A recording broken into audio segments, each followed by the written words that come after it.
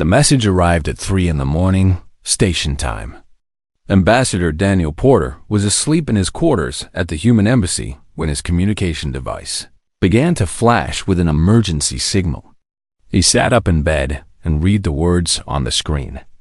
Then he read them again. His hands began to shake. The Valorans were dying. Daniel dressed quickly and walked to his office. The halls of the Galactic Assembly Station were quiet at this hour. Most species were asleep, and the great diplomatic center felt empty. He sat at his desk and opened the full report. The Rethican Empire had declared Valoran space a strategic resource zone. The small planet where the Valorans lived contained rare minerals that the Rethicans wanted. They had given the Valorans 30 days to leave their homeworld. If they refused, the Rethican fleet would remove them by force. Daniel knew what that meant. The Rethicans did not take prisoners. They did not negotiate. They simply destroyed whatever stood in their way. He contacted Earth immediately. Secretary General Patricia Vance answered within minutes. She was already awake. Someone else had sent her the news. "I have read the report," she said. Her face on the screen looked tired but focused. "The assembly will not help them." "No," Daniel agreed. "I have already checked. The Valorans have no allies, no treaties, no strategic value. The assembly considers this an internal Rethican matter." Patricia was quiet for a long moment. Then she asked a simple question. "Do you know why the Valorans matter to us?" Daniel nodded slowly. Every human child learned this story in school. 200 years ago, humanity had sent its first colony ships into deep space. The vessel Hope of Tomorrow carried 40,000 people to a new world. They were 6 months from Earth when the plague began. It started with a fever. Then came the bleeding. Within 2 weeks, half the ship was infected. The colony doctors had never seen anything like it. They sent desperate messages to Earth, but Earth was too far away to help. The Galactic Assembly received the distress calls. Most species ignored them. Humanity was new to space travel, weak and unimportant. Helping them would bring no benefit. Some species even suggested that the plague ship should be destroyed to prevent the disease from spreading. But the Valorans answered they were a small species. Peaceful healers who had spent thousands of years studying medicine. They had no military, no political power, and no reason to care about the strange new species from the distant planet called Earth. But they heard the cries of the dying, and they could not look away. The Valorans sent a medical ship. They boarded the Hope of Tomorrow, knowing that they might catch the plague themselves. For 3 months, they worked beside the human doctors, teaching them, healing them, dying with them. 26 Valoran healers gave their lives to save the human colonists. When the plague finally ended, 32,000 humans had survived. They owed their lives to creatures they had never met before, beings who had crossed the stars to help strangers for no reason except that it was right. The Valorans asked for nothing in return. They simply went home. Daniel remembered visiting the memorial on Earth when he was young. The names of the Valoran dead were carved in stone beside the names of the human doctors who had fallen. His grandmother had taken him there and made him read every name out loud. "These people saved us," she had told him. "Never forget what that means." Now, 200 years later, the Valorans faced extinction, and the galaxy expected humanity to do nothing. Patricia spoke again. "I am calling an emergency session of the United Earth Council. I want you to prepare a full briefing on the Valoran situation.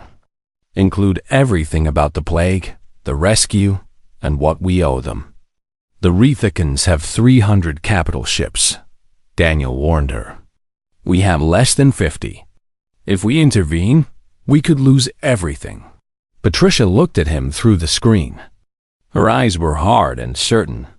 "Some debts cannot be measured in ships," Daniel prepared the briefing. The council met 12 hours later. Representatives from every human nation, gathered in the great hall on Earth. Patricia stood before them and spoke for 2 hours. She told the story of the plague. She read the names of the Valoran healers who had died. She showed images of the hope of tomorrow, still preserved in a museum, still carrying the marks of those terrible months. Then she asked her question. 200 years ago, strangers saved our children. They asked for nothing. They expected nothing. They simply helped because they could. She paused and looked at the faces before her. Now those strangers face death, and the galaxy says we should do nothing. The galaxy says the Valarans have no value, no power, no importance. She leaned forward. But we remember. Humans remember. The question before this council is simple. Do we forget those who saved us? Do we turn away from those who gave everything for people they had never met? The vote was not close. Every single representative voted yes. Humanity would go to war for the Valorans. Admiral Larva Chun received her orders that evening. She was the commander of the Third Fleet, stationed near the edge of human space. Her grandmother had been a child on the hope of tomorrow. She had survived the plague because a Valoran nurse named Terrell had stayed by her bed for 4 days without sleeping. Laura still had the medallion that Terrell had given her grandmother before she died. It hung around her neck now as she read the orders from Earth. She gathered her captains and told them the news. They were going to Valoran space. They were going to stand between the Valorans and the Rethican Empire. They might not come back. Not one captain asked to be reassigned. As the fleet prepared to jump, Lavra sent a message to the Valoran homeworld. It was short and simple. 200 years ago, you saved us. We have not forgotten. We are coming. Across the galaxy, billions of beings watched the human fleet mobilize. Most of them thought humanity had gone mad.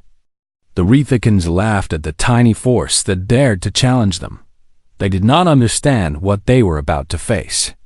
They did not know what human gratitude meant. They would learn. The news spread across the galaxy like fire. Humanity was preparing for war against the Rethican Empire. Every major news network carried the story. Every species watched in disbelief. The humans had 42 capital ships. The Rethacans had 300. The math was simple. The humans would lose. Ambassador Daniel Porter stood in the great chamber of the Galactic Assembly and demanded action. He spoke for an hour about justice, about protection, about the duty that powerful nations had to defend the weak. The representatives of 100 species listened politely and did nothing. The assembly had rules. The Rethican claim on Valoran space was legal under galactic law. The Valorans had no defensive treaties. No species was required to help them. The matter was closed. Daniel turned to the Rethican ambassador, a tall creature with gray skin and cold eyes.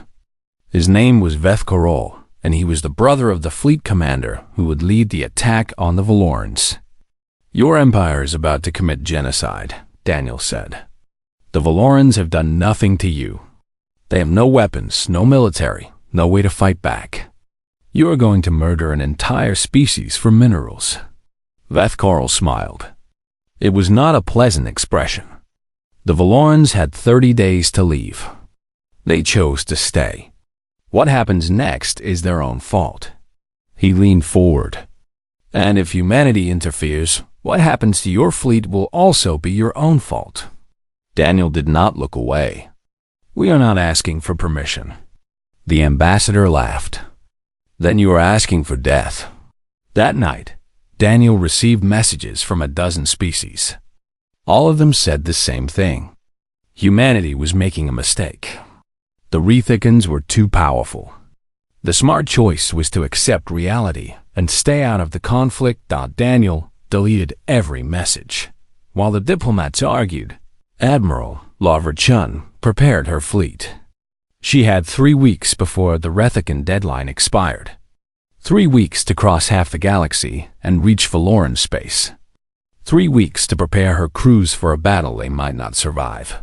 she visited her grandmother before she left. The old woman lived in a small house on the coast, surrounded by flowers and memories. She was 94 years old, one of the last living survivors of the plague ship. Laura sat beside her and held her hand. "I am going to Valoran space," she said. "I am going to protect the people who saved you." Her grandmother reached up and touched the medallion around Laura's neck. Her fingers traced the Valoran symbols carved into the metal. "Tyrell gave this to me on the day she died," she said. "She told me that kindness travels in circles. She said that one day, the universe would give me a chance to pass it forward." Tears formed in the old woman's eyes. "I never got that chance. I lived my whole life with this debt in my heart. But you, Laura, you can pay it back. You can close the circle." Laura held her grandmother close.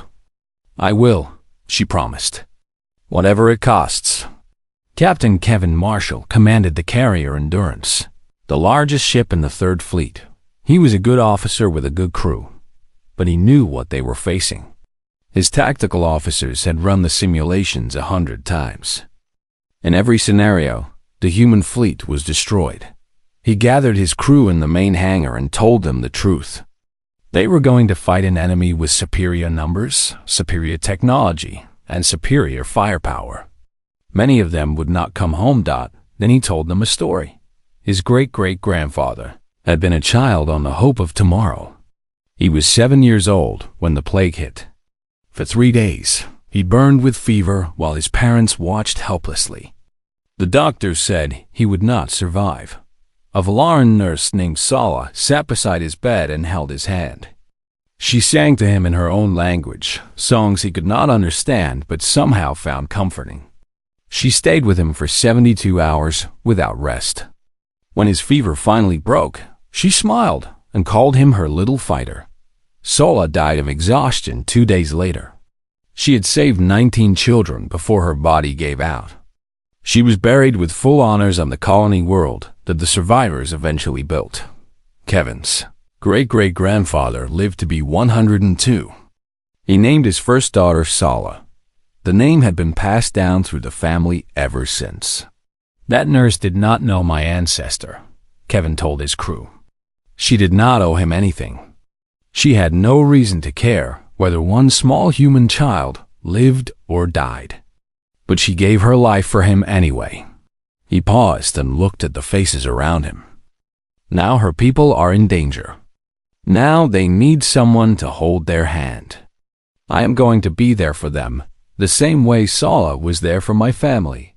He offered anyone who wanted to leave a transfer to another ship. No one moved. The human fleet jumped toward Valoran space. Across the galaxy, analysts predicted their destruction. Betting markets gave them a 3% chance of survival. Military experts called the mission suicide. On the Valoran homeworld, a message arrived from the approaching fleet. Elder physician Morath read it alone in his office. He was very old, the last living student of physician Tyrell, who had led the mission to save the plague ship so long ago. The message was simple. The humans were coming to protect them. They asked nothing in return. Morath sat in silence for a long time. He remembered the stories Tyrell had told him about the humans, about their strange determination, their stubborn hope, their refusal to give up even when all seemed lost. He had thought those stories were exaggerations. He had thought that no species could really be that loyal, that grateful, that willing to risk everything for a debt 2 centuries old. He was wrong. The Rethican fleet was already gathering. 200 ships waited at the edge of Valoran space, ready to crush anyone who stood in their way. Commander Keth Vorel, the greatest military mind in the Rethican Empire, commanded them personally. He had been told that humans were coming. He did not consider them a threat. He considered them a minor inconvenience, a small lesson that needed to be taught before the real work began. He would soon learn that he had made a terrible mistake. The human fleet emerged from hyperspace 3 days before the Rethican deadline. 42 ships, carrying 30,000 souls. arranged themselves in a defensive formation around the Valoran homeworld.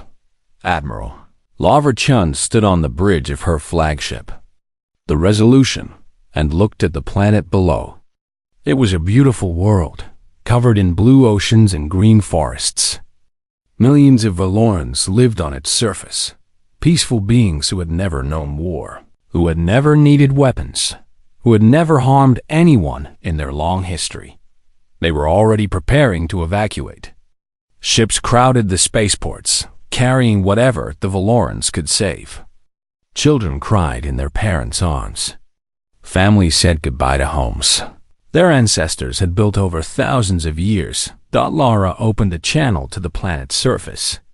This is Admiral Chun of the United Earth Fleet. We are here to protect you. There will be no evacuation. You are safe. The Valorans did not believe her at first. They had seen the Rethican fleet. They knew the numbers. They could not understand why anyone would risk everything for them. Elder Physician Morath requested permission to board the Resolution. Lavra agreed.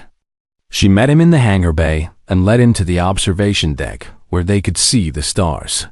Morath was small and thin, with silver skin and large dark eyes.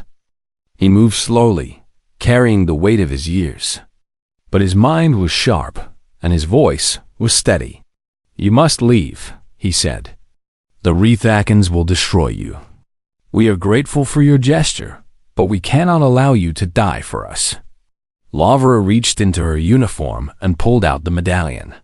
She held it up so Morath could see the symbols carved into the metal. He froze. His eyes went wide. Where did you get that? Physician Terrell gave it to my grandmother on the day she died. My grandmother was a child on the hope of tomorrow. Terrell saved her life. Morath reached out with trembling fingers and touched the medallion. I remember this. I was young when Terrell left for the human ship. I begged to go with her, but she said I was too valuable to risk. She told me to stay and teach the next generation. He closed his eyes. Tears ran down his silver cheeks. She never came home. We held a ceremony for her and the others who died. I have thought about her every day for 200 years. Lavra took his hand gently. Terrell gave everything for people she had never met. She asked for nothing. She expected nothing. She simply helped because she could. She paused. Now, we are here because we can. We are not leaving, Elder. Whatever happens, we are staying. Morath shook his head slowly. You will die. Maybe, Lavra admitted. But some things matter more than survival. You taught us that 2 centuries ago. We have not forgotten the lesson. The Rethican fleet arrived the next morning. 200 capital ships emerged from hyperspace and arranged themselves in attack formation. Commander Keth Vorel broadcast a message to the human fleet. You have 1 hour to leave this system. If you refuse, you will be destroyed. There will be no second warning. Lavra answered him personally. This planet is under human protection. Any attack on the Valorans will be considered an attack on Earth. We will not leave. Keth Vorel laughed. You have 40 ships. I have 200. Your courage is impressive, but your mathematics is poor. Stand aside or die. We are not standing aside. For a long moment, Keth Vorel said nothing. He studied the human formation, looking for signs of weakness, for any indication that they might break and run. He found nothing. The human ships held their positions with perfect discipline. He did not understand these creatures. They knew they could not win. They knew they would die. Yet they stayed anyway. It made no sense. Very well, he said finally. You have chosen your fate. The Rethican fleet began to move. 200 ships advanced toward the human line, weapons charging, shields at full power.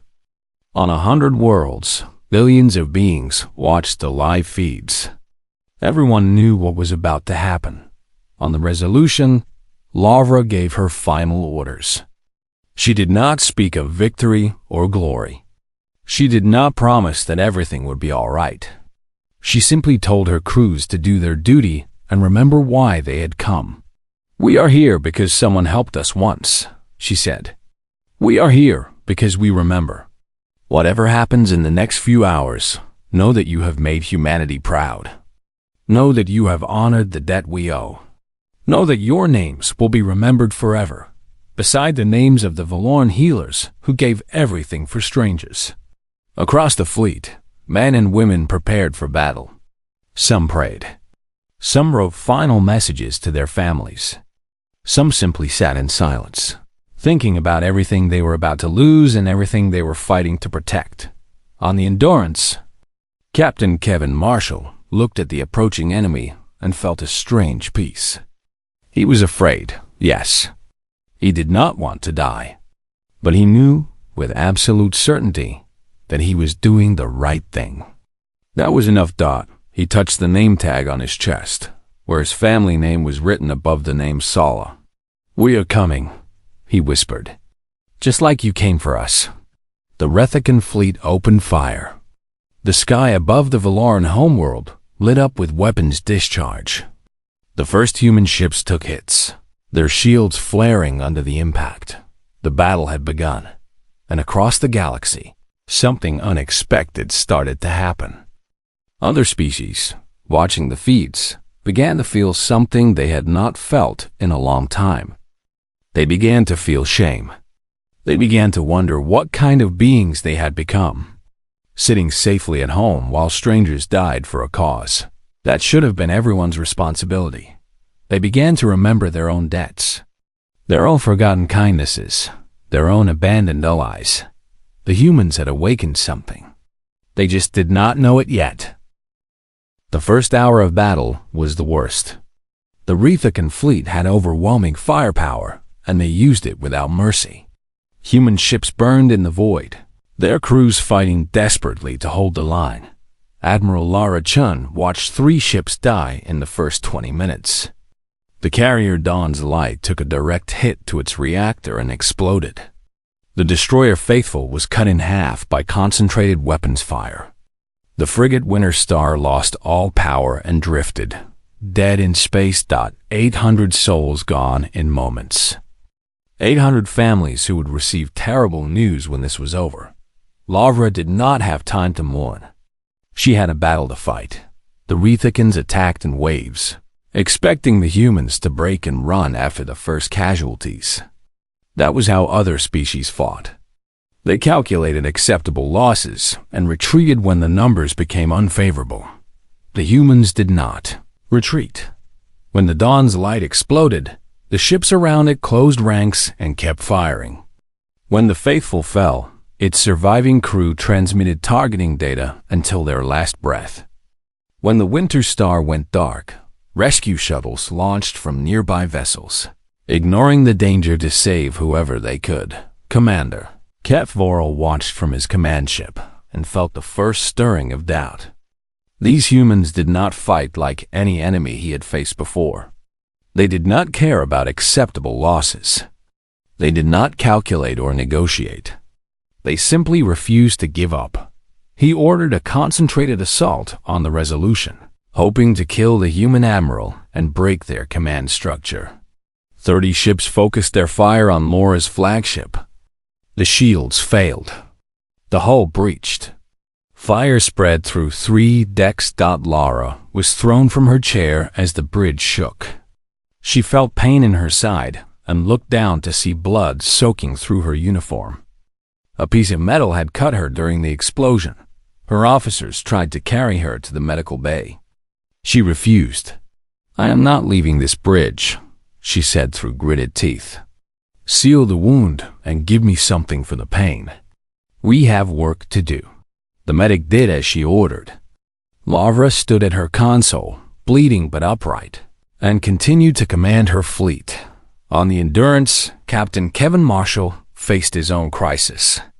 A Rethican torpedo had destroyed his main engines. His ship was crippled, unable to maneuver, a sitting target for the enemy fleet. The Rethican commander broadcast a demand for surrender. Kevin's response was to fire every weapon his ship had left. "If we are going to die," he told his crew, "we are going to die fighting." The battle raged for 6 hours. Human ships fell one by one, but they sold themselves dearly. For every human vessel destroyed, 3 Rethican ships were damaged. For every human life lost, a price was paid. K.E. Tavarl could not understand it. He had the advantage in numbers, in technology, in everything that should have mattered. Yet the humans kept fighting. They adapted to his tactics. They exploited weaknesses he had never known existed. They turned every attack into a trap and every retreat into an ambush. When the 6th hour ended, the Rethican fleet had lost 40 ships. 40 capital ships destroyed by a force that should have been crushed in minutes. It was impossible. It was humiliating. It was terrifying. Cathvarl called for reinforcements, but the nearest Rethican fleet was 3 days away. He would have to finish this alone. Across the galaxy, the news spread. The humans were still fighting. The humans were holding. The humans were doing the impossible. On 100 worlds, beings watched the feeds and felt something change inside them.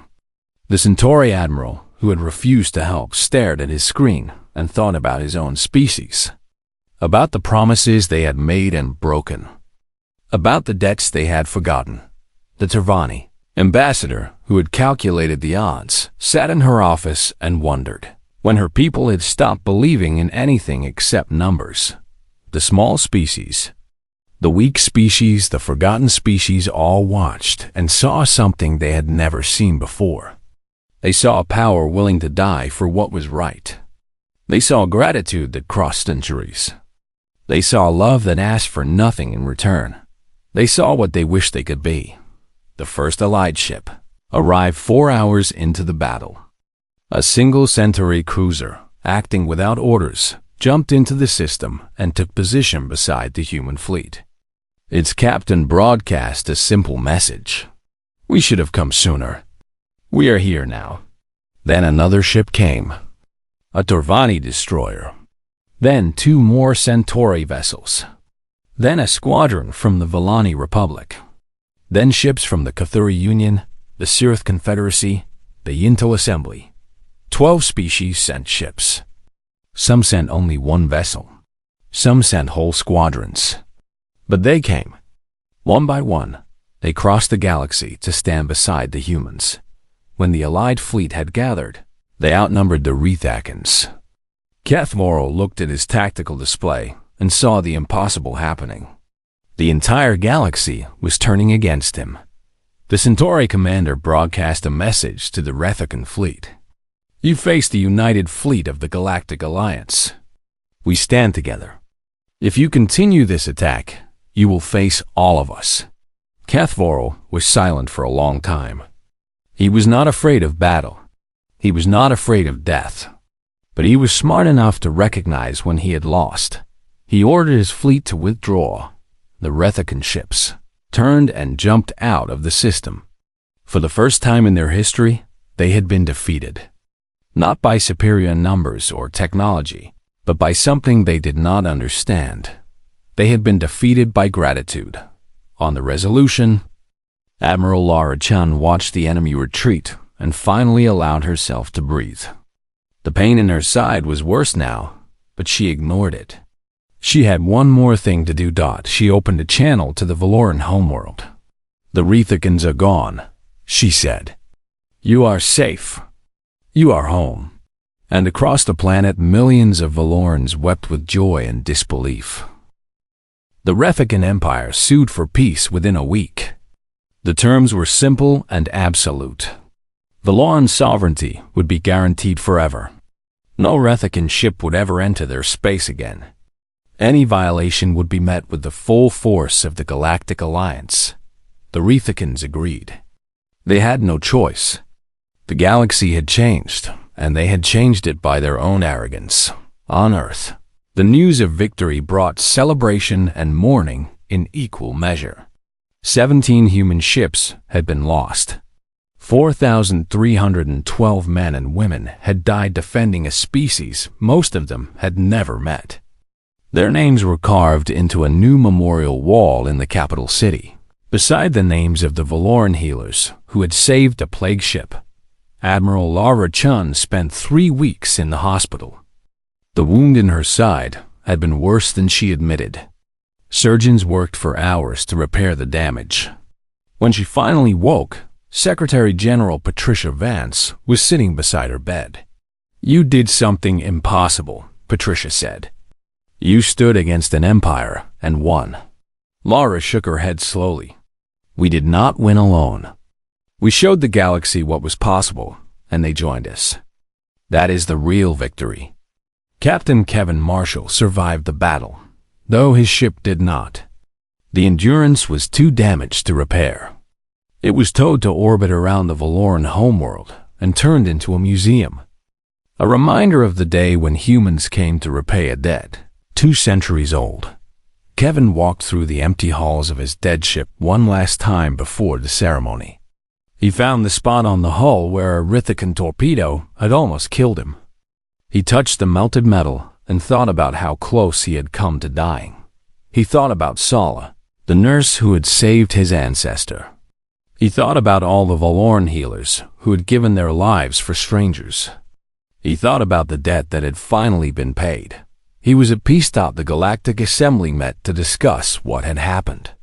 For 3 days, representatives from every species debated the meaning of the battle. Some called it a turning point. Some called it a miracle. Some simply called it proof that the universe was stranger than anyone had imagined. Elder Physician Morath addressed the assembly on the final day. He was old and frail, but his voice was strong. He spoke of the plague ship and the healers who had answered its call. He spoke of Physician Terrell, who had taught him everything he knew, who had believed that kindness was the highest form of wisdom. "We helped the humans because we could," he said. "We expected nothing in return. We did not calculate what we might gain or lose. We simply saw beings in pain and tried to ease their suffering." He paused and looked at the human delegation. Ambassador Daniel Porter sat among them, tears running down his face. 200 years later, the humans came for us. They crossed the galaxy and faced destruction because they remembered what we had done. They taught us something we had forgotten. They taught the whole galaxy something we had forgotten. He took a deep breath. Kindness is not weakness. Gratitude is not foolishness. The bonds we form when we help each other are stronger than any treaty, any alliance, any calculation of advantage. The humans showed us this truth, and we will never forget it. Morath made an announcement that shocked the assembly. Valoran medical knowledge, guarded for millennia, would now be shared freely with any species that requested it. The secrets of Valoran healing, the cures and treatments that only they possessed, would belong to everyone. "You gave everything to save us," Morath said to the humans. "This is the only gift worthy of that sacrifice." The impact was immediate. Diseases that had plagued a dozen species for centuries were cured within months. Valoran doctors traveled to every corner of the galaxy, teaching and healing wherever they went. Millions of lives were saved by knowledge that had almost been lost forever. The battle above the Valoran homeworld had changed more than politics. It had changed the way species thought about each other. The concept of honored debts entered galactic diplomatic language. Treaties began to include not just obligations, but gratitudes. Species started remembering the kindnesses they owed and finding ways to repay them. It was not perfect. The galaxy was still a dangerous place. There were still wars and conflicts and cruelties. But something fundamental had shifted. A new idea had taken root, and it grew a little stronger every day. 10 years after the battle, a ceremony was held on the Valoran homeworld. The first joint human-Valoran medical academy was opening its doors. Students from both species would train together, learning from each other, building a future together. Ambassador Daniel Porter, now elderly and gray, attended the ceremony. He had retired from diplomacy, but could not miss this day. He sat in the front row and watched as young humans and Valorans walked together into the new building. A young Valoran student approached him after the ceremony. She was nervous but curious, full of questions about the humans who had saved her world. "May I ask you something?" she said. Daniel smiled. "Of course. Why did you come?" When no one else would help, when everyone said it was impossible, why did the humans come? Daniel was quiet for a moment. He thought about the plague ship and the healers who had died. He thought about Laura Chun and Kevin Marshall and all the brave souls who had given everything. He thought about Physician Terrell, whose medallion now rested in a museum, a symbol of two species bound together across centuries. "Because someone helped us once," he said finally, "and we never forgot. That is what it means to be human. We remember those who stood with us in our darkest hour, and we stand with them in theirs." The young student nodded slowly, understanding. She thanked him and walked away, joining her classmates in the academy. Daniel watched her go. Above the entrance to the building, a motto was carved in both languages, human and Valoran. It read, "Gratitude bridges stars." Daniel smiled and wiped his eyes. Somewhere, he knew, Physician Terrell was smiling too. The circle was complete.